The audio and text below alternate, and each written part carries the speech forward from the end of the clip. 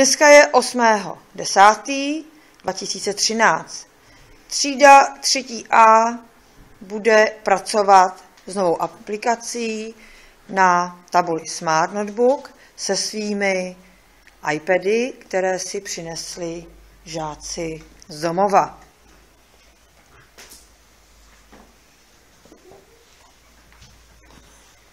Dnes děti budou pracovat a odpovídat. Při práci použijeme widget mapping a naše téma je dneska lidské tělo. Spustíme aplikaci.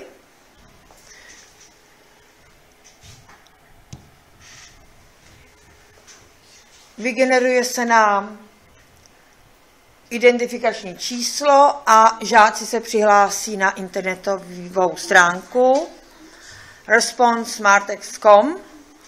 Čísílko máme, takže zadávejte čísílko, přihlašte se do aplikace a už tam máme. Kolik máme otázek?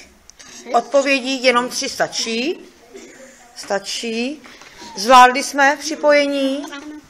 Výborně. Tak a protože tam máme ještě číslo, aplikace není spuštěná, takže spustíme aplikaci.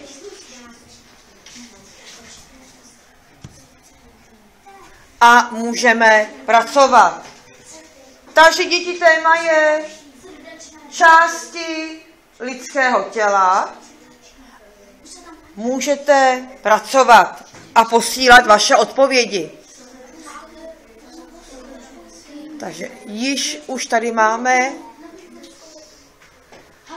co si děti ve 3. třídě na začátku školního roku pamatují z 2. třídy, kdy jsme probírali stručně lidské tělo.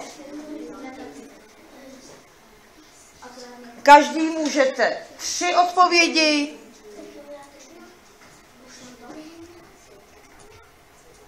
Posíláte? Výborně.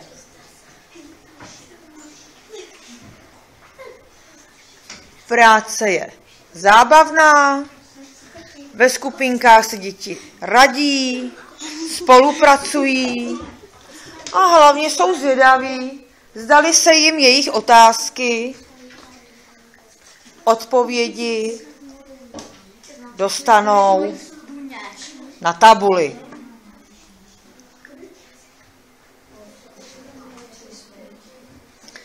A vidíme, že odpovědi zde už máme. Výborně. Na nějakou tu chybičku přimhouříme oči.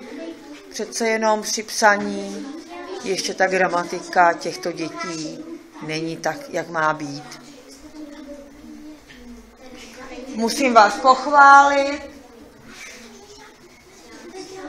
že máte zatím dobré informace.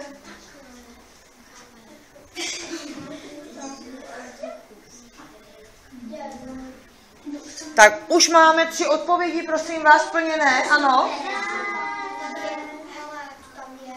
Takže to je výsledná práce dětí.